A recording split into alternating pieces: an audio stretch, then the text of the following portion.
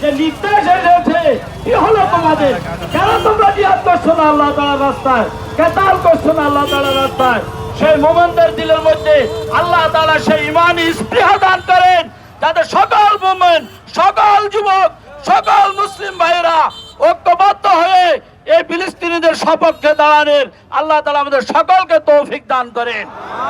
আমরা আমাদের দেশে তাদেরকে বয়কট করব, তাদের যত পণ্য আছে সমস্ত পণ্যগুলোকে আমরা বয়কট করব।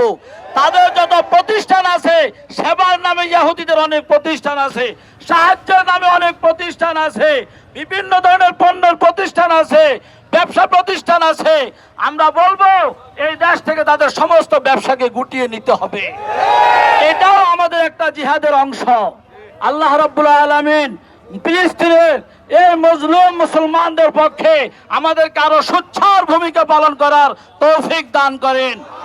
সারা দেশ থেকে উলামায়ে কেরাম যে সমস্ত কর্মসূচি ঘোষণা করবেন, যে বিশ্বব্যাপী যে সমস্ত কর্মসূচি আছে, আমরা সকল কর্মসূচির সাথে